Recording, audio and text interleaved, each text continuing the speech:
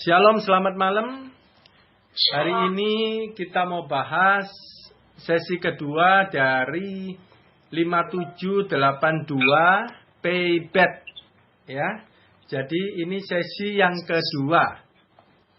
Nah, Paybet itu ini kita masuk kepada artinya Paybet langsung, yaitu hari Sabat atau hari perhentian.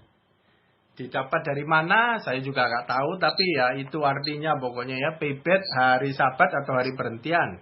Kalau menurut gambarnya itu, kalau yang masih ingat, P-nya itu gambar mulut, tapi di dalam mulut itu ada rumah. Ya. Nah, kalau yang masih ingat seperti itu gambarnya ya. Nah, kemarin mengenai perkataannya Tuhan yang di mulutnya ada rumah. Jadi perkataan Tuhan itu membangun rumah. Nah, cocok dengan perumpamaan yang sedang kita bahas, yang sudah kita bahas. Waktu mendengarkan firman, itu rumah terbangun. Cuman ada rumah yang ketemu batu, berfondasi batu, itu orang yang melakukan firman. Nah, orang yang tidak melakukan firman, dia tidak menggali dalam-dalam, nggak ketemu batu. Jadi rumahnya berdiri di atas pasir. Jadi waktu kena badai, yang satunya itu pelaku firman, rumahnya kokoh. Terus yang tidak pelaku firman, rumahnya hancur. Nah, itu yang sesi kemarin. Ya. Nah, sesi sekarang kita bahas mengenai arti Paybet itu hari Sabat. Hari Sabat itu sama dengan hari perhentian. Ya. Sabat adalah rest artinya. Nah, grup kita ini kumpulannya rest area. Nah, ini kan pas banget ya, rest area hari Sabat. Ini membahas tentang rest area gitu ya. Oke. Kalau teman-teman tahu Sabat itu dari dulunya kita udah tahu hari ke-7 ya, waktu Tuhan berhenti di kejadian itu terakhir itu hari Sabat, hari dikuduskan Tuhan ya. Oke, nah jadi Sabat itu artinya dari aslinya perkataan Ibrani Sabat itu. Artinya beristirahat atau berhenti. Nah itu arti yang sebenarnya ya. Jadi beristirahat berhenti itu maksudnya tidak boleh ada pekerjaan apapun yang dilakukan. Nah itu Sabat. Di perjanjian lama. Jadi tidak boleh dilakukan kecuali imam-imam di tempat bait Allah. Nah itu Sabat. Ya. Jadi bukan diem tapi imam-imam itu aktivitas di bait Allah. Nah kalau manusianya itu ibadah. Yang lain-lainnya itu ya ibadah ya. Nah jadi hari ke-7 adalah hari Sabat. Atau tahun ke-7 itu adalah tahun Sabat. Dan tahun ke-50. Nah itu hitungannya dari Ibrani. Mereka Yahudi ya begitu. Ya kebudayaannya ya. Dari Tuhannya tuntunannya begitu. Nah kita lihat betapa pentingnya mengenai hari Sabat. Dan ini sangat penting. Ya jarang dibahas juga ya. Pengertian Sabat dan gimana aplikasinya di perjanjian baru jarang dibahas. Padahal di perjanjian lama ini sangat penting. Ya, kita baca di Keluaran 31 ayat 14. Haruslah kamu pelihara hari Sabat. Sebab itulah hari kudus bagimu. Siapa yang melanggar kekudusan hari Sabat itu, pastilah ia dihukum mati. Sebab setiap orang yang melakukan pekerjaan pada hari itu, orang itu harus dilenyapkan dari antara bangsanya. Nah, kita lihat dari hukumannya yang melanggar hari Sabat itu hukuman mati. Gitu ya. Nah, kita lihat dari hukumannya aja betapa seriusnya. Hukuman mati ya yang melanggar hari Sabat gitu loh. Gak main-main jadi tentang hari Sabat ini ya Tuhan. Dipikir-pikir ya kenapa ya Tuhan galak banget sama hari Sabat kok yang melanggar hukumannya mati gitu loh. Nah kita udah tahu perjanjian lama adalah bayang-bayang. Ya perjanjian baru adalah aslinya, adalah kegenapannya. Jadi Tuhan banyak berbicara mengenai bayangan perlambang di Kejadian Lama. Jadi yang maksudnya Tuhan itu melanggar hari Sabat itu hukuman mati, itu bukan Tuhan jahat gitu loh. Ya. Akan tetapi yang melanggar hari Sabat itu kalau di Perjanjian Baru beresiko, berakibat orang itu mati. Maksudnya begitu. Ya. Nah, nanti baru kita belajar di Perjanjian Baru Sabatnya itu kayak gimana. Dan ini harus kita tahu penting karena ini masalah hidup dan mati, masalah surga dan neraka. Ya. Jadi kita ngerti yang dimaksud Tuhan itu kayak gimana gitu ya. Oke. Kita mulai belajar asal mulanya Sabat di Perjanjian Lama. Jadi kita lihat dari bayangannya Perjanjian Lama. Nanti kita bisa tahu Perjanjian Barunya kurang lebih gimana gitu ya. Nah, Keluaran 20 ayat 8 sampai 11. 8 ya. Ingatlah dan kuduskanlah hari Sabat. 9. 6 hari lamanya engkau akan bekerja dan melakukan segala pekerjaanmu. 10. Tetapi hari ketujuh adalah hari Sabat Tuhan Allahmu. Maka jangan melakukan sesuatu pekerjaan. Engkau atau anak-anakmu laki-laki atau anak-anakmu perempuan atau hambamu laki-laki atau hambamu perempuan atau hewanmu atau orang asing yang di tempat kediamanmu. Sebab 6 hari lamanya Tuhan menjadikan langit dan bumi, laut dan segala isinya, dan ia berhenti pada hari ketujuh. Itulah sebabnya Tuhan memberkati hari Sabat dan menguduskannya. Nah, ini awal mula ya dari Sabat. Itu pertama waktu penciptaan langit dan bumi itu di hari ketujuh berhenti. Nah, ternyata Tuhan meneruskan. Itu menjadi hari Sabat, hari yang kudus, turun-temurun dan selamanya. Ya, selamanya. Tapi dalam artian yang berbeda gitu ya. Tapi harus ada hari Sabat itu di dalam setiap orang Kristen selamanya.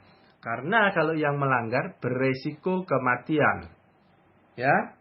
Nah, ini yang Tuhan bicarakan, jangan melakukan sesuatu pekerjaan. Tuhan maksudnya itu jangan melakukan pekerjaan. Lah terus ngapain? Nah, fokusnya sama ibadah di hari ketujuh itu. Maksudnya begitu. Jadi jangan melakukan pekerjaan. Cuman orang Yahudi ini benar-benar yang jangan melakukan pekerjaan itu, dia artikan sendiri, dia tafsirkan sendiri, dia ulik. Sehingga jangan melakukan pekerjaan itu banyak macam-macam. Misalnya keluar rumah, kalau bawa apa, dihitung. Kalau beratnya lebih dari berapa gram, itu masuk kerja, berarti itu melanggar hari Sabat, tidak boleh. Jadi jadinya jangan bekerja itu macam-macam jadi ratusan. Gitu ya. Karena nanti waktu Tuhan Yesus di Perjanjian Baru, nah dia banyak melakukan kebaikan, dia mengajar, dia menyembuhkan orang sakit.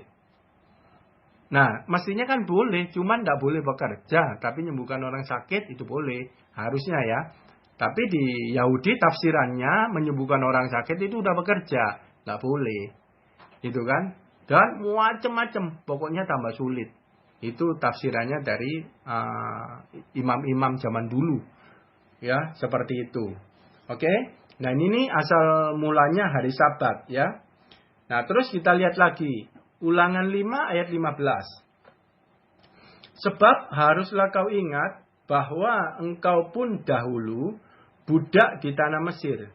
Dan engkau dibawa keluar dari sana oleh Tuhan Allahmu dengan tangan yang kuat dan lengan yang teracung. Itulah sebabnya Tuhan Allahmu memerintahkan engkau merayakan hari Sabat. Loh, berarti hari Sabat ada juga. Itu merupakan perayaan bahwa itu orang Israel keluar dari Mesir. Ya, keluar dari perbudakan. Kalau kita itu lahir baru, nah itu. Setelah lahir baru, nah itu hari Sabat benar-benar harus menjadi peringatan bahwa kita itu sudah ditebus Tuhan. Yang dulunya binasa, mati, masuk neraka, sekarang sudah ditebus Tuhan, sudah ciptaan baru. Nah, itu peringatan kita dengan Tuhan itu ada di dalam hari Sabat. Ya, atau di dalam waktu-waktu Sabat, gitu ya. Nah, kita lihat lagi Keluaran 3 ayat 11 dan 12.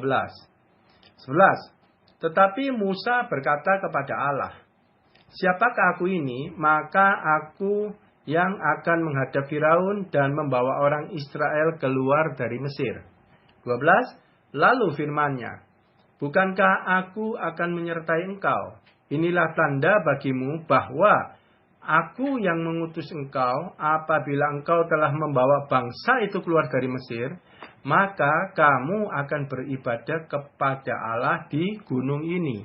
Nah, tadi diomongin peringatan hari Sabat keluar dari Mesir. Nah, ternyata keluar dari Mesir itu tujuannya beribadah kepada Allah. Jadi di tempat tertentu, di padang gurun, di tempat tertentu yang Tuhan tunjuk, itu bangsa Israel harus beribadah. Maksudnya apa? Harus mempersembahkan korban bakaran kepada Tuhan. Nah, itu ibadah perjanjian lama modelnya begitu. Dan itulah yang dinamakan itu Sabat juga. Memperingati Tuhan dengan melakukan korban-korban persembahan kepada Tuhan. Nah, itu Sabat perjanjian lama bayangan. Ya, jadi Sabat itu tidak melulu satu arti. Sabat itu luas. Nah, dari perjanjian lama kita ada bayangan. Ya, nanti lebih gampang masuk ke perjanjian baru. Sabatnya gimana? Nah, jadi aplikasi sehari-harinya gimana Sabat itu? Gitu ya. Nah, oke. Di perjanjian baru sekarang. Itu tadi jelas ya, ibadah persembahan. Ya. Nah, kita lihat Tuhan Yesus ngapain aja di hari Sabat. Lukas 4 ayat 16. Ia datang ke Nazaret, tempat ia dibesarkan. Dan menurut kebiasaannya pada hari Sabat, ia masuk ke rumah ibadat lalu berdiri hendak membaca dari Alkitab. Nah, di sini udah terlihat Tuhan itu kebiasaannya di hari Sabat masuk rumah ibadat, dia mengajar. Ya, berdiri membaca Alkitab. Dia mengajar. Nih ingat ya, ini sudah perjanjian baru. Ya. Tuhan Yesus adalah kegenapan daripada Sabat yang merupakan bayangan ibadah di perjanjian lama. Nah, perjanjian baru sudah datang, Tuhan Yesus sudah hadir, inkarnasi, ya. Nah, ini Tuhan Yesus setiap Sabat masuk sinagog, rumah ibadat, dia mengajar. Ya. Markus 1 ayat 21. Mereka tiba di Kapernaum setelah hari Sabat mulai. Yesus segera masuk ke dalam rumah ibadat dan mengajar. Loh, jadi di banyak ayat setiap Sabat itu Tuhan kerjanya ngajar. Gitu ya. Dan ini ditulis di Alkitab. Nah, ini benar-benar penting karena setiap Tuhan ngajar ditulis Sabat. Setiap Tuhan ngajar ditulis setiap hari Sabat. Ya. Nah, ini saya kasih lagi. Lukas 4:31. Kemudian Yesus pergi ke Kapernaum yang tadi ya. Ini versi Lukasnya. Sebuah kota di Galilea, lalu mengajar di situ pada hari-hari Sabat. Ya. Pada hari-hari Sabat. Jadi banyak Sabat Tuhan Yesus selalu mengajar. Bukan Sabat sekali. Berarti bukan secara kebetulan. Ada kesengajaan Sabat itu Tuhan mengajar. Ya. Pas sekarang ini tahun mulut Tuhan mengajar. Ya, makanya sekarang juga dikatakan tahun Sabat, tahun perhentian, tahun Tuhan mengajar. Yang kemarin 5781 mulut Tuhan mengajar. Pas semua. Ya. Sekarang dari awal intro masuk kita sudah bisa mengartikan kenapa di perjanjian lama Tuhan ngomong kalau melanggar hari Sabat hukumannya mati. Dari sini aja kita udah tahu. Kalau orang dulu melanggar hari Sabat, tidak masuk hari Sabat, berarti pada waktu Tuhan mengajar dia tidak ada. Berarti orang ini tidak terima pengajaran dari Tuhan. Dia bukan murid Tuhan. Dia tidak ketemu batu. Dia tidak ada rema, tidak ada apa-apa. Mungkin tahu firman, seperti gadis dengan pelita yang padam. Gadis bodoh ya. Nah, jadi Tuhan ngomong hukumannya mati di perjanjian lama. Di perjanjian baru, akibatnya adalah mati. Binasa. Masuk neraka. Itu ya. Oke, kita ngomong lagi. Bilangan 28 ayat 10. Ini udah mulai terkuak nih. Arti Sabat itu ya. Bilangan 28 ayat 10. Itulah korban bakaran Sabat pada tiap-tiap Sabat. Di samping korban bakaran yang tetap dan korban bakaran dan korban curahannya. Jadi tiap-tiap Sabat itu udah ada yang namanya korban Sabat. Ya, itu udah pasti. Ada yang dikorbankan. Jadi waktu Tuhan Yesus mengajar, kita di posisi Maria, itu posisi Sabat, itu posisi rest area. Di sana itu kita diajar, kita murid Tuhan Yesus, kita diajar. Nah, waktu diajar itu ada yang namanya pertobatan. Mendengar dan mengerti, makanya itu berbuah. Kalau ada pertobatan, itu berarti ada persembahan. Ada pola pikir kita yang salah, kedagingan kita yang salah, itu perseteruan dengan Tuhan, kita buang. Ya, itu adalah persembahan. Dan sehingga pertobatan itu adalah perubahan pola pikir, sehingga mengakibatkan perubahan perbuatan dan perkataan. Nah, dari sini kita udah tahu sambung-sambungannya Sabat. Ya. Jadi tidak ada ibadah tanpa korban. Ya, oke. Kita lihat lagi. Yohanes 5:18. Sebab itu orang-orang Yahudi lebih berusaha lagi untuk membunuhnya. Bukan saja karena ia meniadakan hari Sabat. Tetapi juga karena ia mengatakan bahwa Allah adalah Bapaknya sendiri. Dan dengan demikian menyamakan dirinya dengan Allah. Ya. Kita tidak bahas mengenai pengakuan Tuhan Yesus itu menyamakan diri dengan Allah. Dengan Bapa ya. Nah, yang kita bahas itu di waktu Tuhan Yesus hidup, orang Yahudi, imam-imam Farisi itu menilai Tuhan Yesus itu meniadakan hari Sabat. Ya. Padahal Sabat adalah Tuhan Yesus kegenapannya. Cuman yang di imam-imam dulu itu masih berpegang kepada Sabat perjanjian lama yang tidak boleh kerja, yang dia tafsirkan banyak aturannya. Ya, jadi sudah meleset pengertiannya Sabat itu dengan yang Tuhan maksudkan. Jadi salah tafsir, salah mengerti, makanya nggak bisa berbuah. Jadi adalah penting ketepatan daripada menafsir Alkitab sesuai dengan kehendaknya. Gitu ya. Nah, kalau tidak, ya itu akan membuat kekisruan. Gitu ya. Oke. 1 Samuel 15 ayat 22. Tetapi jawab Samuel, apakah Tuhan itu berkenan kepada korban bakaran dan korban sembelihan sama seperti kepada mendengarkan suara Tuhan? Sesungguhnya mendengarkan lebih baik daripada korban sembelihan, memperhatikan lebih baik daripada lemak domba-domba jantan. Ini ayat di perjanjian lama. Tapi ini ayat sudah mengatakan untuk perjanjian baru. Jadi waktu di perjanjian lama, korban-korban sembelihan, bakaran semua di bait Allah, di 1 Samuel 15:22 itu sudah diomong. Sebenarnya korbannya, ibadahnya bukan itu.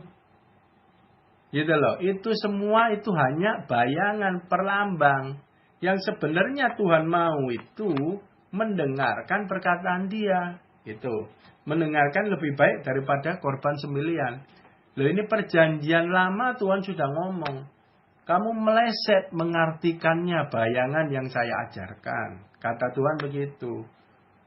Ya, bukan dia mau persembahannya. Yang bakaran dan lain-lain kan Tuhan tidak makan juga itu. Ya, semua itu pengajaran berupa bayangan. Nah, ya toh persembahan itu pengajaran yang dari Tuhan.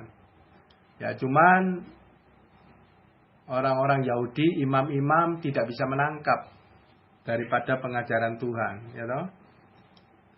Yang sebenarnya dimaksud yang kayak gimana sih? Nah, itu dia tidak nangkep. Ya. Nah, sekarang kita belajar. Jadi, kenapa Tuhan ngomong mendengar lebih baik daripada korban sembelian? Ya, memperhatikan lebih baik daripada lemak domba jantan. Jadi kita itu beribadah, awalnya modalnya adalah mendengar dan memperhatikan. Jadi bukan asal dengar. Seperti Licu tadi ngomong bawa ballpoint, Chandra juga bawa ballpoint. Nah, itu mendengar untuk memperhatikan. Ya, itu lebih bagus daripada persembahan. Nah, itu perjanjian baru modalnya itu. Posisi Maria. Ya. Nah, target daripada posisi Maria, target daripada waktu-waktu Sabat, Roma 12 ayat 2. Ketika kita mendengar dan memperhatikan, maka Roma 12 ayat 2 inilah modal hidup di perjanjian baru. Janganlah kamu menjadi serupa dengan dunia ini, tetapi berubahlah oleh pembaharuan budimu. Sehingga kamu dapat membedakan mana kehendak Allah, apa yang baik, yang berkenan kepada Allah, dan yang sempurna. Ini Roma 12 ayat 2, ini kita sering banget, hampir tiap sesi itu kita bicarakan. Ketika kita mendengar dan memperhatikan perkataan Tuhan, posisi Maria mendengar, dan Yosua 1 ayat 8 merenungkan, memperkatakan firman itu siang dan malam, sehingga bertindak hati-hati sesuai dengan yang tertulis. Nah, ini jawabannya di perjanjian baru, Roma 12 ayat 2. Ya, ketika mendengar dengan memperhatikan, barulah ada pengertian yang akan merubah pembaharuan budi kita, pembaharuan pola pikir. Kalau dengar kok tidak diperhatikan, yes, kamu dengar kamu punya pelita tapi tidak nyala. Karena kamu tidak ngerti.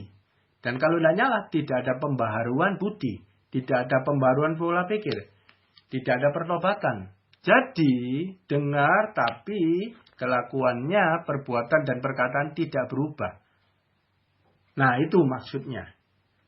Ya. Oke. Imamat 16:31, hari itu harus menjadi Sabat, hari perhentian penuh bagimu, dan kamu harus merendahkan diri dengan berpuasa. Itulah suatu ketetapan untuk selama-lamanya. Nah, ini imamat. Ini kan bayangan semua. Waktu hari Sabat, kita bersekutu dengan Tuhan. Posisi Maria, kita mau mendengarkan, kita mau memperhatikan dengan sikap merendahkan diri. Ya. Kalau nggak merendahkan diri, tidak bisa terima rema. Tidak bisa dengar perkataan Tuhan. Jadi kuncinya harus merendahkan diri. Dan berpuasa. Apa hubungannya dengar suara Tuhan sama nggak makan? Bukan nggak makan toh loh, ini berpuasa. Berpuasa adalah maksudnya haus dan lapar. Jadi modalnya di posisi Maria untuk bisa mendengar dan memperhatikan itu kan kegiatannya. Tetapi di posisi kemanusiaan kita, kita harus merendahkan diri dengan haus dan lapar akan Dia. Baru rema itu mengalir, baru kita bisa mendengar dan harus diperhatikan. Harus ditangkap. Nah itu kunci-kunci hidup kekristenan masuk di hari Sabat di perjanjian baru. Ini peneguhan posisi Maria, rest area. Karena Tuhan cuma ngomong, hanya satu yang perlu. Terus mendengar perkataannya. Hanya satu yang perlu. Memang kenapa? Taruhannya hidup dan mati. Karena kalau tidak melewati hari Sabat, tidak masuk di dalam perhentian Sabat itu, hukumannya mati. Jadi hanya satu yang perlu, mendengarkan perkataan Tuhan. Ya. Nah, sekarang kita lihat.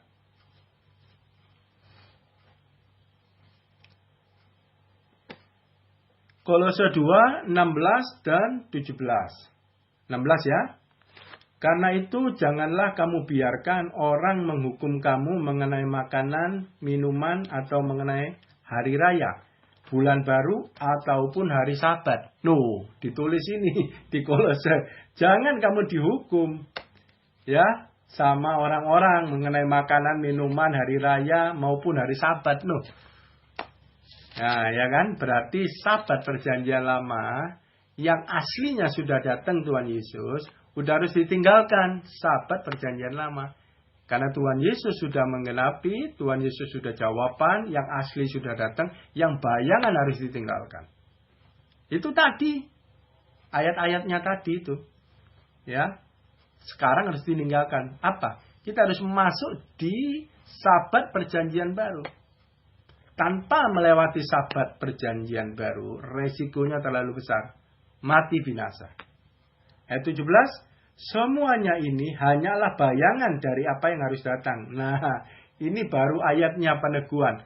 Semuanya ini hanyalah bayangan dari apa yang harus datang. Jadi semua perjanjian lama, bayangan apa yang harus datang di perjanjian baru. Sedang wujudnya ialah Kristus. Nah, jadi kalau baca perjanjian lama itu adalah bayangan nanti kegenapannya di perjanjian baru. Melalui Kristus.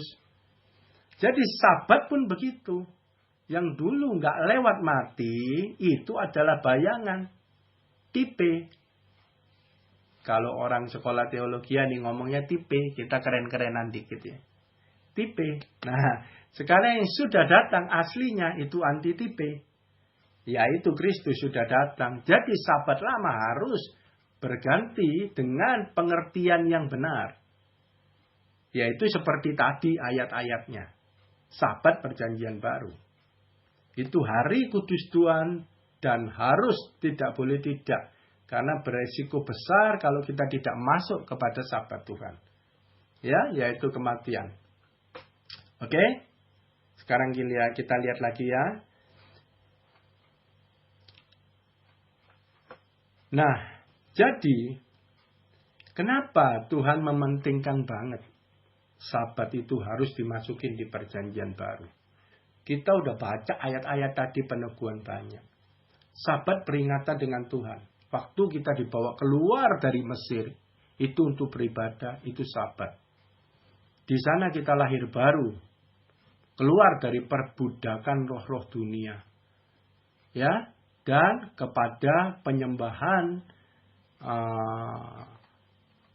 kepada Tuhan Yesus. Nah, tetapi kan kita tidak bisa langsung. Harus ada perubahan pola pikir baru bisa menyembah taat kepada Tuhan dengan benar. Ya toh? Kalau nggak perubahan pola pikir, gimana kita bisa taat sama Tuhan? Kita nggak ngerti kehendaknya. Ya, nah jadi masuk hari Sabat adalah masa transisi pola pikir kita, OTW. Yang dulunya duniawi, sekarang jadi rohani. Makanya kalau kita nggak masuk di dalam waktu-waktu Sabat, hari-hari Sabat, berarti KTP-nya Kristen, otaknya masih duniawi, sama dengan sebelum pertobatan. Jadi udah ngerti nih, kenapa pentingnya Sabat.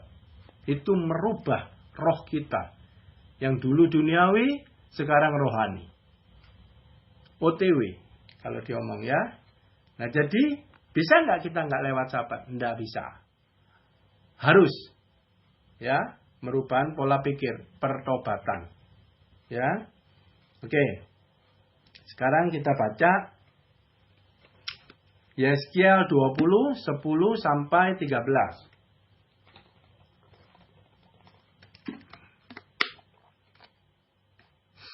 Aku membawa mereka keluar dari tanah Mesir dan berapa, Pak? Pak, Yeskiel berapa? 20 ayat 10 sampai 13. Aku membawa mereka keluar dari tanah Mesir dan menuntun mereka ke padang gurun. 11. Di sana aku memberikan kepada mereka ketetapan-ketetapanku dan memberitahukan peraturan-peraturanku, dan manusia yang melakukannya akan hidup. Nah, udah jelas kan? Diberikan peraturan ketetapan, yang melakukan akan hidup. Kan jelas. Pengajaran yang disampaikan, peraturan Tuhan ketetapan, yang melakukan akan hidup. Ya toh? Nah, 12. Hari-hari Sabatku juga kuberikan kepada mereka menjadi peringatan di antara aku dan mereka. Jadi hari Sabat itu kita masuk, waktu kita di posisi Maria, itu peringatan bahwa kita itu ingat Tuhan. Jadi waktu manusia itu sudah diselamatkan oleh Tuhan, lahir baru, terus dia meninggalkan hari Sabat, itu boleh dibilang dia melupakan Tuhan yang sebagai penyelamat dia. Itu Tuhan tidak suka sama sekali. Ya. Supaya mereka mengetahui bahwa akulah Tuhan yang menguduskan mereka. 13. Tetapi kaum Israel memberontak terhadap aku di padang gurun. Mereka tidak hidup menurut ketetapan-ketetapanku. Dan mereka menolak peraturan-peraturanku, yang kalau manusia melakukan, ia akan hidup. Mereka juga melanggar kekudusan hari-hari Sabatku dengan sangat. Udah ngomong melanggar, ditambahin lagi dengan sangat. Jadi waktu hari Tuhan tentukan di dalam padang gurun itu, hari Sabtu kamu harus dengar peraturan Tuhan, ketetapan Tuhan untuk dijalankan. Dan kalau lihat dari ini dilanggar, berarti dia tidak mau dengar ketetapan-ketetapan dan peraturan-peraturan dari Tuhan. Bahkan membangkang. Dia tidak masuk hari Sabat. Dia tidak mau di posisi Maria. Dia nggak mau dengar Tuhan. Mungkin sibuk oleh pekerjaannya masing-masing. Karena peraturan hari Sabat, jangan melakukan pekerjaanmu. Tetapi ini dibabat habis Minggu sampai Sabtunya. Dibabat habis untuk pekerjaan. Tidak ada hari Sabat. Makanya dia bilang dengan sangat dia melanggar. Maka aku bermaksud hendak mencurahkan amarahku ke atas mereka di padang gurun. Hendak membinasakan mereka. Galak banget Tuhan ya. Sama umat Israel yang melanggar hari Sabat. Ya, jadi ini nggak main-main hari Sabat. Posisi Maria, hari keintiman dengan Tuhan. Kita baca Alkitab, kurang lebihnya begitu. Perubahan pola pikir gitu ya. Sehingga kita ngerti, dengar-ngerti, dan berbuah melakukan kehendaknya. Dan itu inti dari semuanya. Dan berujung kepada kita menjadi serupa dengan Tuhan Yesus. Makanya ini tidak main-main. Dan Tuhan sangat-sangat strict. Dan ancaman Tuhan yang ngomong membinasakan mereka. Dan itu benar. Ya, berapa juta orang yang keluar dari Mesir itu nggak masuk tanah perjanjian. Tapi ditumpas, dibunuh semua oleh Tuhan di padang gurun. Yang masuk perjanjian dari generasi yang keluar dari Mesir, cuman 2 orang, Yosua Kaleb. Dan anak-anak mereka yang lahir di padang gurun, itu masuk tanah perjanjian. Tetapi generasi awal yang keluar dari tanah Mesir, ditumpas mati semua di padang gurun. Tidak masuk tanah perjanjian. Kenapa? Melanggar hari kekudusan Tuhan. Melanggar hari Sabat. Tidak mau dengar-dengaran sama Tuhan. Ya, kurang lebihnya begitu ya. Oke, sekarang lihat. Ratapan 2, 5 dan 6. Tuhan menjadi seperti seorang seteru. Ia menghancurkan Israel. Meremukkan segala purinya. Mempuingkan benteng-bentengnya. Memperbanyak susah dan kesah pada putri-putri Yehuda. 6. Ia melanda kemahnya seperti kebun. Menghancurkan tempat pertemuannya. Di Sion Tuhan menjadikan orang lupa akan perayaan dan Sabat. Dan menolak dalam kegeraman murkanya raja dan imam. Nah ini. Waktu Tuhan murka sama orang Israel. Ada satu lucu. Tuhan kan bikin susah banyak gini gitu dihancurkan. Cuma di dalam murkanya ada yang satu perkataan Tuhan. Tuhan menjadikan orang lupa akan perayaan hari Sabat. Loh kenapa? Ngamuk-ngamuk kok tengah-tengahnya ada ancaman yang Tuhan lakukan. Orang dibuat lupa perayaan hari Sabat. Ini lucu kan? Mestinya ya sikat-sikat aja, hajar-hajar aja. Tapi kok tengah-tengah dilupakan perayaan hari Sabat. Kenapa? Hari Sabat adalah penting. Kalau umat itu ingat hari Sabat, dia masuk perhentian, dia mulai mendengarkan peraturan, ketetapan, perkataan Tuhan, dan dia bertobat, dia tidak bisa terima hukuman dari Tuhan. Karena dia bertobat. Tetapi karena Tuhan geram banget, kepingin menghukum. Jadi biar nggak bertobat, Tuhan bisa hukum. Maksudnya begitu.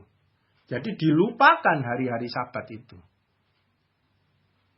Jadi kalau lupa Sabat ya nggak bisa tobat. Kalau nggak bisa tobat berarti dosa terus, jalan terus gitu ya. Dan murka Tuhan benar-benar ditumpahkan semuanya. Nah, dari sini kita belajar. Beranikah kita melewatkan hari-hari Sabat? Beranikah kita melewatkan menganggap ringan posisi Maria?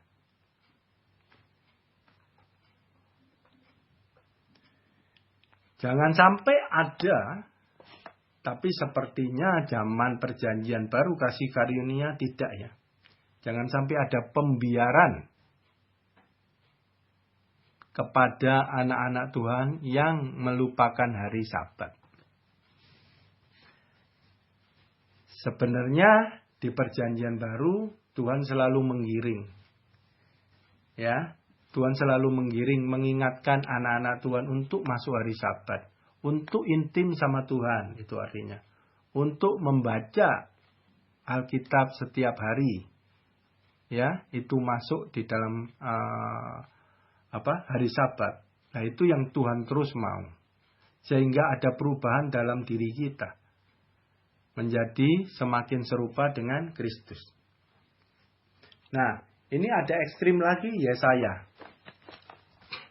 Ini lebih ekstrim lagi. Yesaya 58 ayat 13 dan 14. 13 ya. Apabila engkau tidak menginjak-injak hukum Sabat dan tidak melakukan urusanmu pada hari kudusku. Apabila engkau menyebutkan hari Sabat, hari kenikmatan, dan hari kudus Tuhan, hari yang mulia, apabila engkau menghormatinya dengan tidak menjalankan segala acaramu dan dengan tidak mengurus urusanmu atau berkata omong kosong. 14. Maka engkau akan bersenang-senang karena Tuhan. Dan aku akan membuat engkau melintasi puncak bukit-bukit di bumi dengan kendaraan kemenangan. Aku akan memberi makan engkau dari milik pusaka Yakub. bapak leluhurmu, sebab mulut Tuhanlah yang mengatakannya. Ini ekstrim banget ya, saya ini harus dihafal, harus dipegang. Di ujung ayat ini 14 diomong, sebab Tuhanlah yang mengatakannya. Ada penambahan tekanan. Ini janji Tuhan yang pasti tidak meleset kepada orang yang masuk hari Sabat, yang masuk kepada posisi Maria.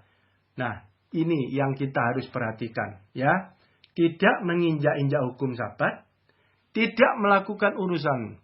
Jadi ada waktu-waktunya kita berhenti melakukan urusan kita. Enggak semuanya, Minggu sampai Sabtu 24 jam, 7 hari 1 minggu kita habiskan dengan urusan kita tok. Tuhan terabaikan. Itu namanya menginjak-injak hari Sabat. Itu hari kudus Tuhan loh ya. Ya. Nah, jadi hari Sabat itu kita harus mengatakan hari kenikmatan. Jadi berhenti terhadap segala sesuatu aktivitas urusan kita duniawi, jasmani maksudnya ya. Itu harus kita kejar hari-hari kelegaan seperti Matius 11:28, datang kepadaku. Tuhan mau beri kenikmatan. Waktu kita masuk hari Sabat, kita baca dan renungkan firman itu, seperti Maria duduk diam di posisi Maria. Itu di pikiran kita, itu harus mengatakan hari kenikmatan. Bukannya hari ngerepotkan. Dan tidak ada waktu buat itu. Hati-hati. Ya, teman-teman, ini nanti saya nggak sabar. Di ujungnya akan dikatakan 10 gadis itu semuanya tertidur. Artinya, dia tidak masuk di dalam hari Sabat. Tertidur. Gitu ya. Kenapa? Melakukan urusanmu sendiri. Sibuk banget. Yes.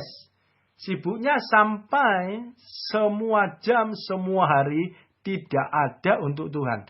Tidak ada peringatan hari Sabat memperingati kita dengan Tuhan. Tidak ada keintiman dengan Tuhan. Firman tahu? Yes, tahu. So what kalau pegang pelita tapi padam?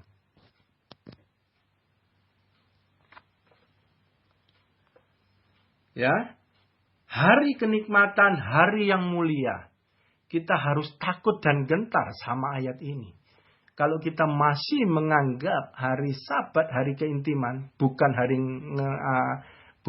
hari-hari yang malah merepotkan, yang setiap harinya kita mengejar urusan kita, tok Tuhannya terabaikan. Hati-hati. Ya, oke? Saya baca lagi seperti tadi yang saya ngomong, Matius 25 ayat 5. Tetapi karena mempelai itu lama tak datang, datang juga, mengantuklah mereka semua lalu tertidur. Semua tertidur, 10 gadis ngantuk, tertidur. Tertidur itu tidak berjaga-jaga. Yang artinya, kalau orang itu masuk di dalam waktu Sabat, hari Sabat, orang itu berjaga-jaga. Artinya begitu. Dan ini tertidur berarti tidak berjaga-jaga, dia tidak masuk hari Sabat, mengantuk. Apa mengantuk? Mengantuk ini perumpamaan, bukan benar-benar ngantuk tertidur. Maksudnya mengantuk adalah rohaninya tidak diindahkan, rohaninya tidak ditanggapi, dan melakukan benar-benar urusanmu, urusan jasmania saja. Dan itu rohaninya mengantuk, rohnya lemes, loyo, lunglai. Ya, kurang lebihnya begitu. Oke. Terus disambung ayat 6. Waktu tengah malam terdengarlah suara orang berseru, mempelai datang, songsonglah. 7. Gadis-gadis itu bangun semuanya, lalu membereskan pelita mereka. Membereskan. Ya, membereskan pelita, beresin firman, dengar firman. Ada banyak nanti anak-anak Tuhan rajin ke gereja, rajin dengar firman. Seperti di ayat yang dengerin firman, terus rumahnya terbangun. Ada banyak nanti. Ya, mungkin gereja bisa penuh, bisa. Tapi yang ketemu batu, nah itu kuncinya. Ayat 8, gadis-gadis yang bodoh berkata kepada gadis-gadis yang bijak, berikanlah kami sedikit dari minyakmu, sebab pelita kami hampir padam. Nah, jadi tidak semua orang yang dengar firman itu punya minyak. Artinya, tidak semua orang yang dengar firman dan rumahnya terbangun dan ketemu batu. Jadi ada sebagian gadis ketemu batu, sebagian gadis tidak ketemu batu. Jadi artinya apa? Sebagian gadis itu dapat minyak. Sebagian gadis itu tidak dapat minyak. Ya? Artinya apa? Pengertian akan firman. Minyak itu menyala. Pelita itu terang bagi jalanku. Berarti firman itu sudah diindahkan, sudah dilakukan. Sudah merubah pola pikir. Minyak adanya di pola pikir, di otak, di pikiran. Begitu. Dan hati-hati, tertidur ini bahaya. Karena dia masih tahu firman, dia punya pelita. Nah ini bahaya. Ya, dikirain aman. Nah itu kebanyakan seperti itu. Padahal setiap hari-harinya, dia melanggar kekudusan hari Sabat. Dengan full 1 minggu 24 jam kali 7 tidak ada waktu buat Tuhan. Seperti firman tadi dikatakan. Nah, zaman sekarang itu uang nilainya lebih tinggi. Apa-apa lebih mahal, firman Tuhan sudah katakan itu. Ya. Jadi urusanmu setiap hari, kata firman, tidak jauh daripada uang. Ya, dan di penghujung Tuhan sudah ngomong, jangan menyembah, orang tidak bisa menyembah dua Tuhan. Pilih Mamon atau Tuhan Yesus. Gitu ya. Dan ada ayat. Keluaran 16:29 dikatakan begini. Perhatikanlah, Tuhan telah memberikan Sabat itu kepadamu. Itulah sebabnya pada hari ke-6, Ia memberikan kepadamu roti untuk 2 hari. Tinggallah kamu di tempatmu masing-masing. Seorang pun tidak boleh keluar dari tempatnya pada hari ke-7. Nah, Keluaran berapa, Pak? Keluaran 16 ayat 29. Jadi maksudnya begini, kepada orang yang suka khawatir, memburu harta sampai melupakan hari Sabat Tuhan, melupakan Tuhan. Ya, tidak pernah ada waktu buat Tuhan di posisi Maria. Dari ayat ini Tuhan sudah tahu. Jadi Tuhan sudah menyediakan di 6 hari itu, ini ditulisnya di hari terakhir, ke-6-nya ya. Nah, tapi boleh kita rangkum. Di semua penghasilan kita itu sudah dititipkan penghasilan hari Sabat maksudnya. Yang kamu nggak kerja pun udah dicukupi. Itu di 6 hari itu ditambahkan di dalamnya. Jadi penghasilan 6 hari itu sebenarnya adalah penghasilan perhitungannya untuk 7 hari. Maksudnya begitu. Jadi apa? Jadi kita ini masuk hari Sabat, nggak melakukan pekerjaan kita, bukan berarti penghasilan kita akan berkurang. Bukan berarti kita masuk hari Sabat terus kita jadi miskin.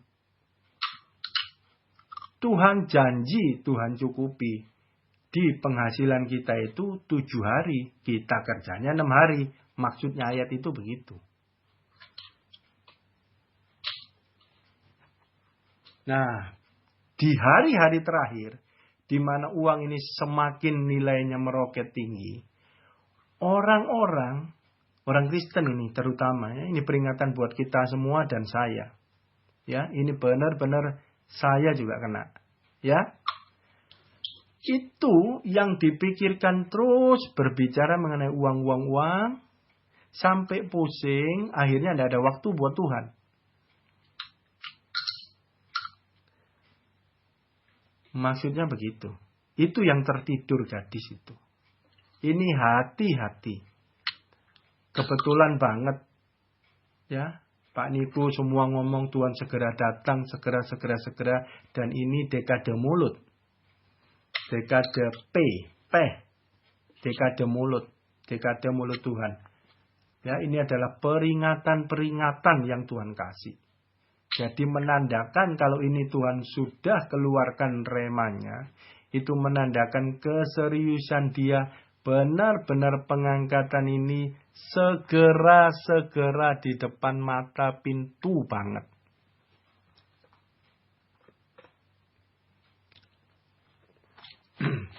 Efesus 4, 20 sampai 24. Tetapi, 20 ya, tetapi kamu bukan demikian. Kamu telah belajar mengenal Kristus. 21, karena kamu telah mendengar tentang Dia dan menerima pengajaran di dalam Dia, menurut kebenaran yang nyata dalam Yesus.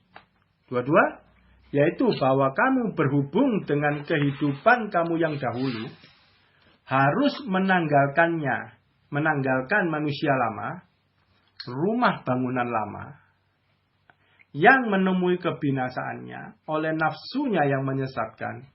23, supaya kamu dibaharui di dalam roh dan pikiranmu. Dibaharui di dalam roh dan pikiranmu. Jadi tadi itu berbicara semua adalah Roma 12 ayat 2 itu semua adalah pembaharuan di dalam roh dan pikiran. Itu tok kuncinya di posisi Maria, pembaharuan roh dan pikiran. Itu namanya transisi, itu nama OTW. Roh itu roh kita dibaharui oleh Roh Kudus melalui perkataan firman Tuhan, anggur yang baru yang jatuhnya adalah benih yang hidup, jatuhnya di dalam hati kita. Dan itu menyuplai kepada pikiran kita melalui perenungan di dalam posisi Maria, Yosua 1 ayat 8, sehingga merubah pola pikir kita. Bangunan yang dulu kita percayai itu terbongkar, digantikan dengan bangunan rumah iman yang baru. Pola pikir yang baru, yang mengetahui kehendak Allah. Dan pola pikir itu nanti yang mengakibatkan perbuatan dan perkataan kita berubah. Itu namanya berbuah. Itu namanya bersaksi. Nah itu. Semuanya di perjanjian baru. Ini titiknya. Makanya kalau nggak lewat ini, ya nggak bisa. 24. Dengan mengenakan manusia baru. Manusia baru. Yaitu rumah baru, rumah iman yang baru. Yang roh dan pikirannya sudah dibaharui, itu manusia baru. Yang telah diciptakan menurut kehendak Allah. Menurut kehendak Allah. Dari mana? Dari rema. Kehendak Allah dinyatakan kepada kita, kita dengar, kita berubah. Ya, menurut kehendak Allah di dalam kebenaran dan kekudusan yang sesungguhnya. Di dalam kebenaran. Firman Tuhan tidak bakal keluar. Semuanya di dalam lingkup kehendak Tuhan. Itu adalah firman Tuhan. Kebenaran. Makanya kita untuk bisa menangkap rema-rema perkataan Tuhan itu harus baca firman. Kalau nggak baca, nggak ada hubungan intim, nggak ngerti kurang lebihnya firman gimana, lah Tuhan ngomongnya gimana kita nangkep. Makanya nggak heran hukumannya di perjanjian lama melanggar kekudusan hari Sabat adalah hukuman mati. Dari sini sekarang kita tahu. Kita tahu nih Matius 6:33. Dari muter. Sekarang kita tahu kedalaman daripada Matius 6:33. Tetapi carilah dahulu kerajaan Allah dan kebenarannya. Maka semuanya itu akan ditambahkan kepadamu.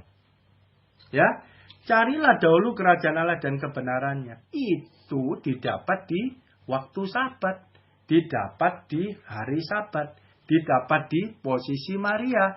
Didapat di keintiman dengan Tuhan. Mendengarkan perkataannya. Itulah. Carilah dahulu kerajaan Allah dan kebenarannya. Baru semuanya itu akan ditambahkan kepadamu. Nah, semuanya itu mengacu kepada ayat sebelum 33. Yaitu mengenai harta, mengenai makanan, minuman, semua yang mengenai dicari bangsa-bangsa yang nggak mengenal Tuhan. Dan semuanya itu akan ditambahkan kepadamu. Jadi penambahan yang Tuhan berikan itu pada waktu anak-anaknya ada di dalam waktu-waktu Sabat. Jadi waktu kita masuk di dalam perhentian Tuhan, waktu Sabat posisi Maria, itu di alam roh Tuhan sudah nyatakan penambahan terjadi. Tinggal waktunya saja, kapan realisasinya yang roh jadi daging. Penambahan itu terjadi nyata. Tetapi di alam roh Tuhan sudah janji dan Tuhan sudah catat penambahan sudah terjadi di hari-hari Sabat, di waktu-waktu Sabat. Dahsyat enggak? Nah, yang bahaya kan ada anak-anak Tuhan yang meninggalkan persekutuan intim dengan Tuhan, melanggar hari kekudusan, tapi rajin cari duit. Dapat duitnya, bisa dapat. Tapi bahaya enggak? Ada penambahan tanpa mencari kerajaan Allah dan kebenarannya. Bahaya enggak? Ada penambahan di mana kita tidak intim dengan Tuhan. Bahaya enggak? Kalau ada penambahan di mana kita menjauh dari Tuhan. Justru penambahan itulah yang membahayakan kita. Menjebak kita jadi bumerang. Dikiranya ada penambahan itu berkat dari Tuhan. Dikiranya sudah rohani. Dan orang penambahan terjadi dan itu penambahan banyak. Itu lebih susah dengar perkataan Tuhan. Lebih susah dengar dengan perkataan orang. Seperti si bungsu. Ketika harta warisan itu terjadi. Dia keluar dari rumah bapak. Dan dia mengabaikan. Bapak itu menahan juga. Dia juga abaikan. Menjadi telinganya budek. Tidak peka lagi terhadap perkataan Tuhan. Karena dia di dalam posisi tidak mencari kerajaan Allah dan kebenarannya. Hari-harinya di dalam 7 hari seminggu sibuk menguruskan urusan-urusan sendiri. Apa kalau nggak urusan duit? Pekerjaan. Ya, di mana akhir zaman itu Tuhan sudah ngomong. Jadi ini mengharmoniskan firman-firman yang lain dengan ini. Ya, biar tidak bertabrakan. Dengan tidak kebetulan juga. Matius 11 ayat 28-30. Itu landasan dasar persekutuan RA ini. Marilah kepadaku semua yang letih lesu dan berbeban berat. Aku akan memberikan kelegaan kepadamu. Ya. Ini dulu Tuhan bicara ayat ini. Hari ini kita udah tahu tujuannya kenapa ayat itu dikasih. Dia ngundang kita masuk di dalam sabatnya Tuhan. Supaya diberikanlah firman-firman rema. Di 29 dikatakan, pikulah kuk yang kupasang belajar daripadaku. Kuknya itu adalah firman rema. Ketika kita mengerti, kita terima, itu jadi kuk. Itu yang mendrive kita, mengemudikan kita. Gitu ya. Sebab kuk yang kupasang itu enak dan bebanku ringan. Yang firman dari Tuhan, ini Tuhan ngomong enak dan ringan. Cuman manusia karena dia terlalu fokusnya ke duniawi, lebih menyukai yang berat dan susah. Makanya setiap hari mengurusi urusannya sendiri. Soal duit semua, soal duniawi, soal jasmania, semuanya. Yang berat dan suka. Itu seneng banget. Sampai semua waktu 7 hari seminggu 24 jam dihabiskan untuk kesenangannya mencari yang berat dan susah. Bukan mencari hari kenikmatan. Supaya dapat kuk, supaya dapat ringan dan enak. Yang dari Tuhan katakan. Nah itu rohani. Dari sini kan jelas. Walaupun kita dengar selama ini. Toh kenyataannya kita masih berjuang. Mengatasi pikiran keduniawian kita. Yang hanya mementingkan jasmania saja. Ya, jadi mendengar tok seperti gini. Mengertinya juga. Mengerti versi kita. Jauh berbeda dengan mengertinya versi Tuhan. Makanya harus dengan segala kerendahan hati masuk di hari Sabat. Baca firman setiap hari.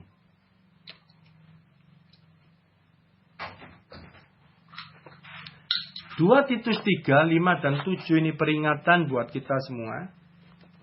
Ya. Saya juga ya. Semua tidak lepas.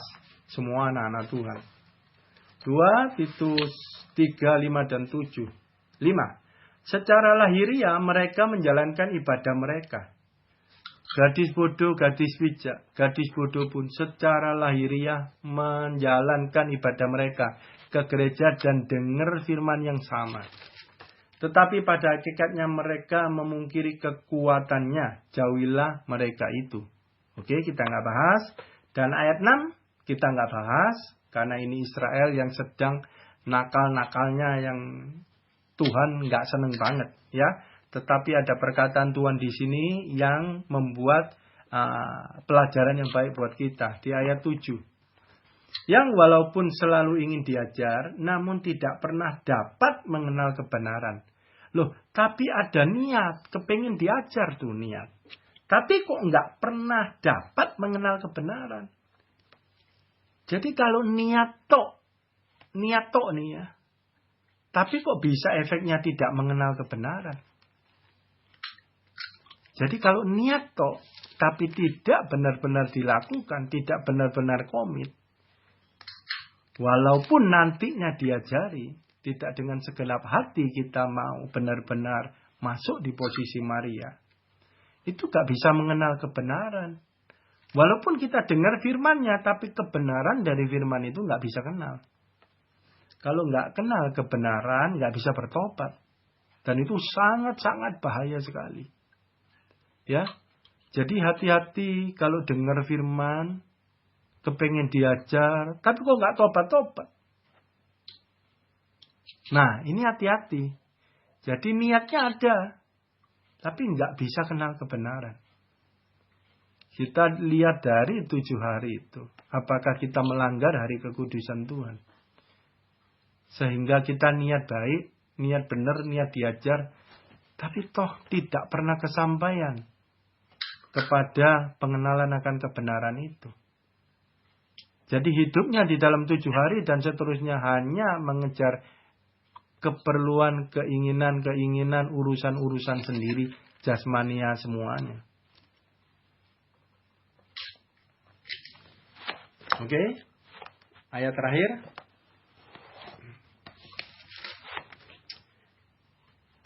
Yehezkiel 44 ayat 14 sampai 18. Tetapi saya baca karena ini panjang. Saya baca depan dan akhirnya. Nanti saya jelasin. Yehezkiel 44 ayat 14. Aku menetapkan mereka untuk bertugas di bait suci. Ini penetapan imam-imam ya, yang tugas di bait suci. Dan melakukan segala pelayanan yang berhubungan dengan itu. Dan melakukan segala sesuatu yang perlu di sana. Yang perlu di situ. Jadi ada penugasan imam-imam itu di bait suci gitu ya. Ini gitu ya. Nah. Tetapi mengenai imam-imam orang Lewi dari Bani Sadok yang menjalankan tugas-tugas di tempat kudusku, waktu orang Israel sesat daripadaku. Merekalah yang akan mendekat kepadaku untuk menyelenggarakan kebaktian dan bertugas di hadapanku untuk mempersembahkan kepadaku lemak dan darah. Demikianlah firman Tuhan. Merekalah yang akan masuk ke tempat kudusku dan yang akan mendekati mejaku untuk menyelenggarakan kebaktian. Dan mereka akan menjalankan tugasnya terhadap aku. 17. Tak baca semua ya, tanggung ya. 17. Maka kalau mereka hendak masuk dari pintu-pintu gerbang pelataran dalam, mereka harus mengenakan pakaian lenan. Mereka tidak boleh memakai pakaian bulu domba. Waktu mereka bertugas di pintu-pintu gerbang pelataran dalam atau waktu menyelenggarakan kebaktian dalam bait suci. Nah ini ayat 18 ini yang unik ini, yang aneh. Mereka harus memakai destar lenan, mungkin ya, daster mungkin ya. Yang panjang gitu ya. Seperti gambaran imam-imam gitu kan. Daster lenan dan memakai celana linan. Tetapi jangan memakai ikat pinggang yang menimbulkan keringat. Oke. Kita lihat. Itu tadi tugasnya banyak. Tapi tugas untuk di dalam bait suci. Semuanya. Cuman ada satu. Satu larangan. Jangan berkeringat. Ya, sampai kalau pakai baju bulu domba kan tebel. Kemungkinan bisa keringat. Makanya harus pakai kain linen. Kain linen kan dia seratnya itu tidak terlalu rapat. Terus ringan. Jadi enak. Isis dingin. Jadi nggak keringat. Gitu ya. Nah, Destar lenan itu kalau di bahasa King James-nya itu penutup kepala, bukan daster malahan. Penutup kepala dari linen gitu ya. Nah, terus jangan pakai ikat pinggang yang menimbulkan keringat. Ini rada aneh ini. Cuman intinya daripada semuanya itu jangan berkeringat. Nah, jadi kita harus artikan kenapa berkeringat. Gak boleh. Jadi maksudnya begini. Berkeringat itu adalah lambang pekerjaan dari daging. Pekerjaan dari manusia. Jadi Tuhan mau di dalam kita tidak ada campur usaha manusia. Dari keselamatan awal lahir baru sampai habis tidak ada campur dari manusia kita. Semuanya adalah dari Tuhan. Dari Roh Kudus. Dari Tuhan Yesus. Itu maksudnya. Ya, dari pembahasan kemarin saya sudah pernah sangkutkan ngomongnya. Kitanya, akunya harus dipinggirkan. Ya, jadi makanya tidak ada keringat, ini peneguhan bahwa di dalam kerohanian kita, keakuannya manusia kita harus sama sekali nol, tidak ada peran. Ya, dari keselamatan sampai OTW sampai selama-lamanya manusia kita nol. Ya, kalau nggak pernah masuk di dalam hari Sabat, manusia kita, keakuan kita tidak pernah dikikis, masih tebal. Justru di hari ke Sabat itu, waktu-waktu Sabat, transisi itu pengikisan keakuan kita. Supaya tidak campur tangan terhadap karya Tuhan Yesus. Ayat terakhir, Galatia 2 ayat 20. Namun aku hidup, bukan lagi aku sendiri yang hidup. Akunya sudah hilang. Melainkan Kristus yang hidup di dalam aku. Dan hidupku yang kuhidupi sekarang di dalam daging adalah hidup oleh iman. Dalam anak Allah yang telah mengasihi aku. Dan menyerahkan dirinya untuk aku. Oke. Jadi yang sekarang kita hidupi bukan aku lagi. Aku udah habis. Habisnya di mana? Di waktu-waktu Sabat. Melainkan Kristus yang hidup di dalam aku. Apa itu? Firman yang kita terima. Yang merubah pola pikir kita. Itu Kristus. Itu firman. Itu sang firman. Yang di dalam aku menggerakkan semuanya. Itu persembahan kepada Tuhan. Jadi yang kita hidupi sekarang di dalam daging. Bukan aku. Itu tetapi firman yang menggerakkan tubuhku. Ya, hidup oleh iman ditulis. Iman dalam anak Allah. Hidup oleh iman. Iman adalah materialnya perkataan Tuhan. Nah, Sabat sekarang menjadi begitu penting di perjanjian baru dengan arti yang sebenarnya. Yaitu jawabannya semuanya ada di dalam Kristus. Dan di banyak kejadian di perjanjian baru, di hari Sabat itu, Tuhan mengajar dan Tuhan menyembuhkan. Dan mujizat-mujizat itu banyak terjadinya di hari Sabat. Waktu Tuhan mengajar.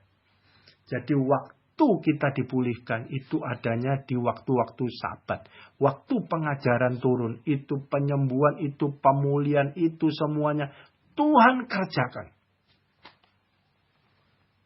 Jadi luar biasa banget waktu-waktu Sabat, hari-hari Sabat. 5782 yang sesi kedua ini. Mengartikannya seperti itu. Oke, Tuhan Yesus memberkati.